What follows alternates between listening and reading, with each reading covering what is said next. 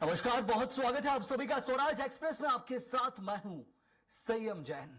और चलिए रायपुर से इस वक्त की एक बड़ी खबर देखिए आप, जहां कुछ ही देर में चेतन बघेल जेल से बाहर आएंगे। केंद्रीय जेल के बाहर पहुंचे हैं कांग्रेसी कार्यकर्ता। अब जेल के बाहर जहां समर्थकों की भीड़ जुटने लगी है, 168 दिन बाद चेतन बघेल अब जेल से बाहर निकल रहे हैं। बहुत कोशिश की भूपेश बघेल ने, हाईकोर्ट से लेकर सुप्रीम कोर्ट, सुप्रीम कोर्ट से हाईकोर्ट, बार बार चक्कर लगाते रहे, लेकिन ईडी न्यायिक रिमांड को बढ़ाती रही। 10 दिन करके रिमांड बढ़ती गई। जुडिशियल कस्टडी के बाद देखिए अब लगातार जब रिमांड बढ़ी थी, जेल में ही रहने का फरमान था। कई बार जमानत की कोशिश भूपेश बघेल करते नजर आए। हाईकोर्ट से राहत नहीं मिली, सुप्रीम कोर्ट गए, सुप्रीम कोर्ट ने वापस कहा हाईकोर्ट जाइए। और इतनी मेहनत मशक्कत के 168 दिन बाद अब चेतन बघेल को आखिरकार राहत मिली है और भूपेश बघेल भी राहत की सांस लेते नजर आएंगे। तो कुछ ही देर में अब चेतन बघेल जेल से बाहर निकलेंगे और उससे पहले देखिए ढोल धमाके तैयार हैं। कांग्रेसी कार्यकर्ता बड़ी संख्या में पहुंचे, क्योंकि पूर्व मुख्यमंत्री और कांग्रेस के बड़े नेता भूपेश बघेल के बेटे जेल से बाहर आने वाले हैं। तो मनी लॉन्ड्रिंग हो, शराब घोटाले सहित कई सारे ऐसे मामले थे, आय से अधिक संपत्ति का मामला हो, जिनमें ईडी कार्रवाई कर रही थी। और ईडी ने जब गिरफ्तार किया उसके बाद से लगातार रिमांड बढ़ती गई। चेतन बघेल की मुश्किलें बढ़ती जा रही थी और एक के बाद एक पूछताछ में कुछ खुलासे भी हुए हैं। लेकिन अब 168 दिन हो चुके हैं और इसके बाद अब जाकर हाईकोर्ट से राहत मिली है और चेतन बघेल की जमानत याचिका आखिरकार स्वीकार की गई है। और चलिए इस खबर पर जानकारी भी देंगे हमारे सहयोगी दिलीप साहू हमारे साथ जुड़े हुए। दिलीप, बड़ी मशक्कत के बाद ही राहत की सांस ली है चेतन बघेल और भूपेश बघेल ने। क्या कुछ इस वक्त माहौल देखने को मिल रहा है और हाईकोर्ट ने जमानत दी तो क्या कुछ शर्तें रही हैं? जी बिल्कुल संयम, 168 दिन की सेंट्रल जेल में बंद है। 168 दिनों से चैतन्य बघेल, आज उनकी रिहाई है। कल ही हाईकोर्ट से उन्हें जमानत मिली है और ये देख सकते हैं सेंट्रल जेल के बाहर का नजारा।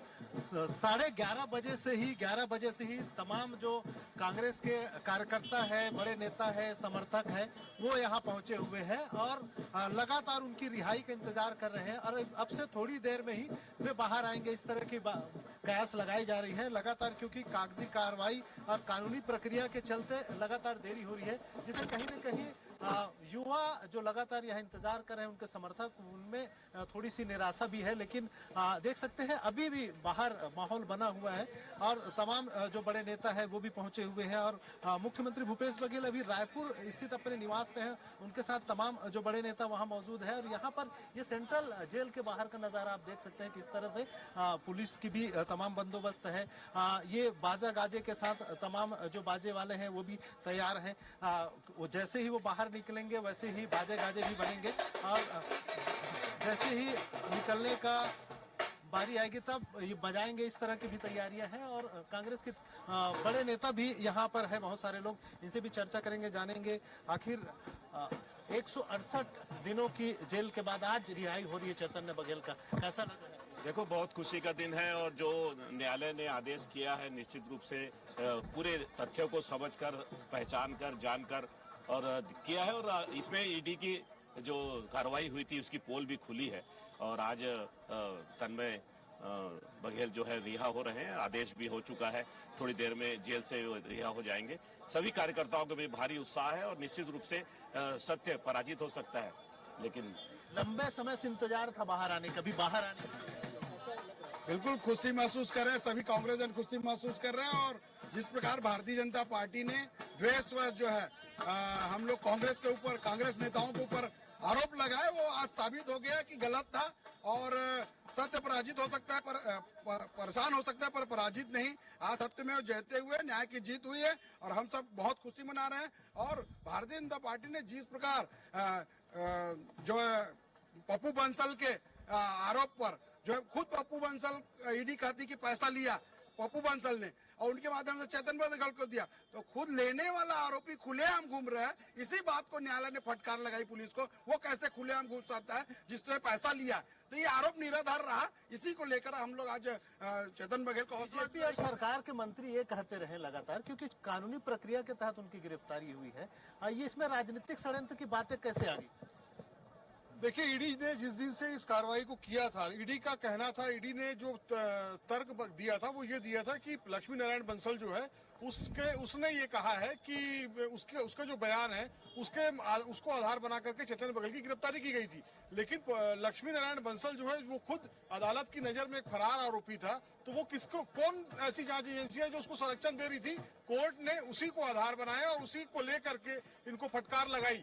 जो भारतीय जनता पार्टी के जो मंत्री और भारतीय जनता पार्टी के नेता जो बात कह रहे थे, वो बात जो है वो भूपेश बघेल जी की राजनीतिक जो छवि है उसे कहीं ना कहीं डेंट करने के लिए ये लोग उनसे सीधे नहीं लड़ पा रहे, तो उनके पुत्र को इस झूठे मामले में फंसाने का प्रयास किया। ईडी ने जो चालान पेश किए हैं उसमें कह रहे हैं कि 16 करोड़ से अधिक के जो राशि उनके माध्यम से लेन देन हुई, 1000 करोड़ का लेन देन उनके हाथों से होने की बातें कही जा रही है।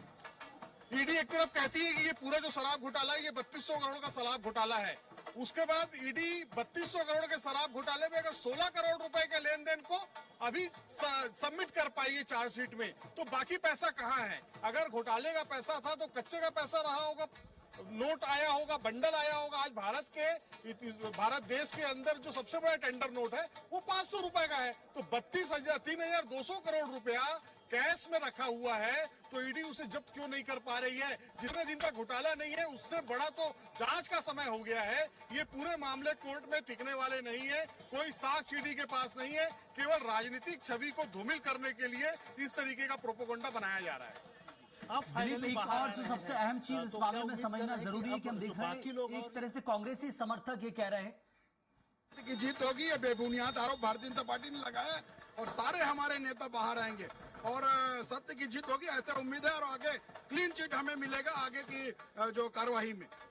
बिल्कुल सही, हम देख सकते हैं कांग्रेस नेताओं का साफ करके कहना है कि ईडी ने जो भी कार्रवाई की है वो निश्चित तौर पे राजनीति से प्रेरित है। इस तरह के आरोप ये लगातार लगा रहे हैं। और अभी जो सेंट्रल जेल के बाहर का नजारा है, तमाम जो युवा है, उनके समर्थक है, कांग्रेस के नेता यहाँ पहुंचे हुए हैं। बाजे गाजे की भी तैयारियां है, ढोल ताशे की भी तैयारियां है। हालांकि शासन प्रशासन की ओर से अपील की जा रही है, क्योंकि सामने डॉक्टर अम्बेडकर अस्पताल है, इसलिए किसी तरह की आतिशबाजी न हो, किसी तरह की फटाके ना फोड़े जाए, इस तरह की अपील की जा रही है। और देख सकते हैं कांग्रेस के नेता दिलीप, एक अहम सवाल, क्योंकि रिहाई 168 दिन बाद हो रही, लेकिन कांग्रेसों के बीच ये स्थिति बन रही है भ्रम की, जैसे जो कहा जा रहा है चेतन बघेल पूरी तरह से पीड़ित है इस मामले में। क्या यही कोर्ट ने कहा है? क्योंकि यहां तो कांग्रेसी यही कहते नजर आ रहे हैं कि चेतन बघेल पीड़ित है, जबरदस्ती फंसाया गया है।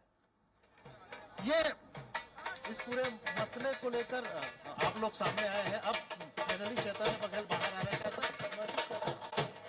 देखिए, अंत में सत्य की जीत होती है और जिस तरीके से षड्यंत्र रचकर तो देखा आपने, हमारे सहयोगी दिलीप साहू सीधे वहां मौजूद हैं और इस वक्त समर्थकों का यही कहना है कि ये सत्य की जीत है, लेकिन फिलहाल कोर्ट में केस चल रहा है। ये सिर्फ सशर्त जमानत है जो मिली है चेतन बघेल को।